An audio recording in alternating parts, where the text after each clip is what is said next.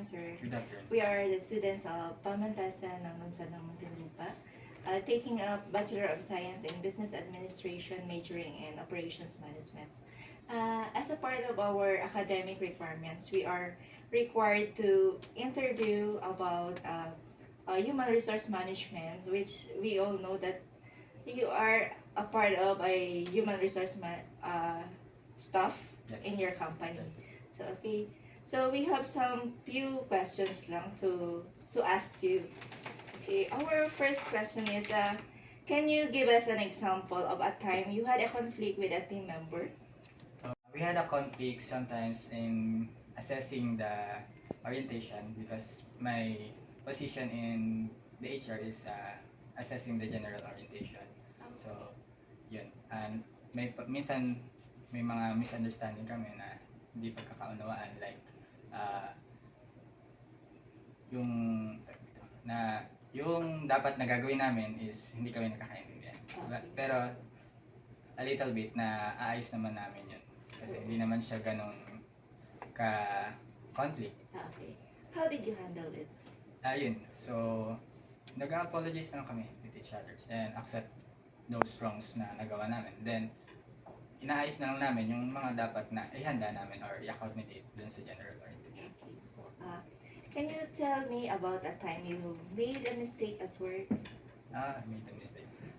I think in my first time in my job, in the HR position, kasi matatawa kayo kasi hindi talaga ako marunong gumamit ng projector. So yun, nagkaroon ako ng mistakes doon sa paggamit ng projector. I don't know how to use use that projector. So nung una, magte-training kasi ako nung general orientation. Then, paano bubuksan to? E di, tinawag ko pa yung senior officer ko para assist ako. Yun nga, medyo nakakaya kasi kailangan ko pa siyang tawagin para i-assess yung simpleng bagay na projector lang. Okay. So, how did you resolve the problem, So, yun. and what did you learn from your mistake? Yun, inintindi ko yung tinuro sa akin ng senior manager ko kung paano gamitin yung projector na yun. Then, nung mga sumunod na araw, natutunan ko na siya. Learn for their mistakes. Yeah. So, can you describe an occasion when you had to manage your time to complete a task? An occasion. Yes. Describe an occasion when you had to manage your time to complete a task. Okay. So, how should I describe this occasion? Wait a minute. It's okay. So yeah, since my job is accommodating new hires, in the general orientation, I do first what to do is, syempre yung tinatawag natin integrity. So I work honest and hindi yung nag-work lang ako na pag may nakatingin, di ba? So yun, nag-work ako kahit na walang nakatingin. And ayun, para para na rin sa sarili ko, Yes. so to improve myself.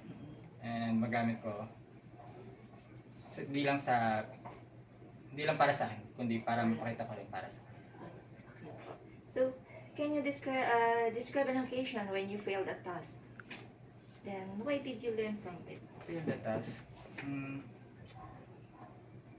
Totally wala pa akong naging failed na task sa work eh. Pero mistakes, yun nga yung mga simple mistakes like hindi na misunderstanding Yes. na akala ng senior officer ko hindi ko in-accommodate yung unit, yung kailangan nung nagte-training.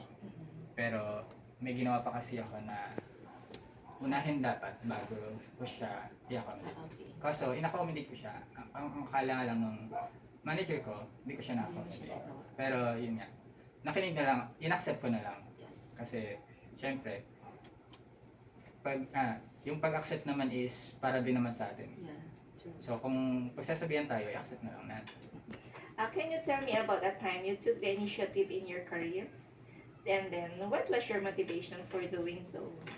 So yeah, like I said, I always working with integrity. And also, I always doing a multitasking job. Interesado din naman talaga ako sa mga bagay na hindi ko naman siya talaga ginagawa. Pero gusto kong matutunan kasi nga additional experience sa akin and makakatulong ito to self-improve to myself. So, Describe a time when you use your leadership skills to motivate your team or colleagues. Leadership skills. Yes. So yun, yung pag-handle na lang sa general orientation. Like, assessing them to listen in what they will discuss, and also to use it kasi after those discussion they need to exam. So sinasabi ko na nag-take down sila ng notes, then makinig maigi dun sa dinidiscuss. Then magagamit kasi nila yon para pag nag-exam sila, hindi sila mag-fail. Kasi in our company, once you mistake anyone, one mistakes, you will fail in the exam. So we need 100% result to our exam. That's it. Can you describe a time when you were responsible for a task you didn't receive training on and were unsure how to complete? Then how did you handle it? Can you repeat the question? Okay. Can you describe a time when you were responsible for a task you didn't receive training on and were unsure how to complete? Responsible with the Then task. how did you handle it? So, part of my job is encoding into the LMS, the learning management system. So, at that time, I don't know how to work that job. So, I need to, kailangan ko siyang aralin. Like the Excel. So, yun. Pinilit ko na lang siyang intindihan kahit ayoko. Dahil yun nga, part yun ng job ko. Then, ayun, napagtagumpayan ko naman siya. Can you share us an example of a career goal you had and then what steps did you take to achieve it? So, for me kasi, I have a lot of goals that I achieve. Kasi, like I said, I am a multitasker. I have a lot of interested, and also I can do a versatile job. I can do designing, I can do teaching. Because I'm a bachelor of elementary education, so I can do teaching preschool or in elementary. Siguro being responsible. Yun nga, kasi interesado talaga akong matuto kahit hindi ko naman siya gusto. Like that designing, I hate arts pero natutunan ko siya, na-learn ko siya kasi for me, that was a skills that magagamit natin hindi lang para sa sarili natin, para din iba. Can you give an example of a time when you had to make a difficult decision? Then how did you handle it? Difficult decision. Like siguro kasi ako yung tipo ng tao na madaling ma-pressure. So yun, nape-pressure ako minsan kapag nagdi-discuss ako ng mga bagay na hindi ko pronto, hindi ko genre. Hindi ko siya gusto. So yun, may pressure sa akin. Pero naka-cope up ko naman siya by reviewing. And then yun, napaghandaan ko naman siya. At the end, nilalabanan ko siya by being confident na sa dinidiscuss ko. Then yun, nade-deliver ko naman siya ng ayos. Motivation. Okay. Can you describe your process for solving problems? Then, what steps do you take to resolve important issues at work? Solving problems? I think yung pag-handle na lang din talaga ng mga newly hired. Kasi minsan may mga dyan hindi, parang minsan akala mo nag-apply lang na hindi interesado, or akala lang nila na ganun-ganun lang sa pag-apply. Tapos, syempre, kailangan mo ng mahabang pasensya para sa kanila. Then, hindi kasi ako yung tipo na nagtotolerate